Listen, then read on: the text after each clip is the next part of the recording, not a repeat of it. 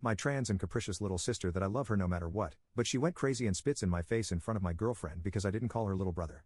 So I ruined his life and sent him where he deserved to be. Since we were kids, my little sister has always been psychologically fragile.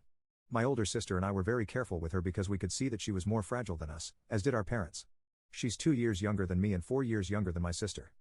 As she grew up, she started becoming effeminate and didn't want to play anything with me anymore. It didn't interest her. Even though she was psychologically fragile, she was old enough. Around 10 or 11 years old, we understood that she liked other women, but that wasn't an issue in the family. Only my father didn't take it very well. My sister and my mother encouraged her wholeheartedly and I supported her. Over the years, she started dressing like a boy, having very effeminate manners, and becoming quite violent with people who said things that frustrated her. Personally, her behavior started to disgust me, but my mother and sister supported her unconditionally. As time went on, she had some relationships, and I even received an anonymous complaint one day when I was 17 from one of my sister's acquaintances who explained that she had done something very serious to her. I didn't respond because I didn't want any trouble. I met a girlfriend when I was 18, and we had been together for 3 years. I have to admit that my parents were more interested in my life than my little sister. She became more unruly. She started hormone therapy. She wanted to change her legal gender. She shortened her hair and had surgery to remove her melons. Personally, I know I didn't handle it well and started avoiding her. My sister and mother, on the other hand, continued to support her, and they cut off all contact with my father. However, one day, when I was 21, I wanted to introduce my girlfriend to my family because we were considering getting married. My little sister was 19 and had also started dating someone whom she hid the fact that she was actually a woman.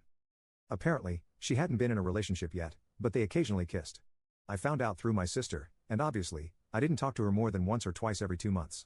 However, we organized a family dinner so that I could introduce my girlfriend to my parents. Everyone was there. My older sister, my mother, my little sister, and my 2 parents. My little sister was dressed as a man as usual, which caused a slight discomfort in the family. But my girlfriend was an open-minded woman, so no problem. My little sister didn't say hello to my father. They sat on opposite sides of the table. I was sitting across from her, so we started talking and my girlfriend got along very well with my family. At one point, my sister, who didn't seem to be in the best state, decided to shift the conversation to herself and said that she wished the family was as interested in her life as they were in mine. At that moment, my father didn't intervene. My mother, however, acknowledged that it was true, apologized, and said they would make an effort. My little sister became furious and said, "Here, no one will make an effort. No one sees me for who I am. No one accepts it. You can ask my older brother what he thinks of me. He only talks to me every 2 months when I ask him for news. He probably don't like trans people." At that point, he directly confronted me and said, "So it's true. You're really transphobic." I told her that no. Not at all. Then she asked me if I truly considered her a man, then why continue to call her little sister? I told her that for me, she is my little sister and it will never change, that I still love her. Then she said, "If you love me, stop calling me little sister because now I am a man."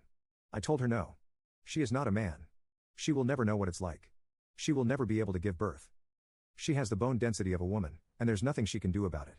At that point, she became completely uncontrollable, grabbed her plate, and threw it at me. I got hit by the food, but not by the plate.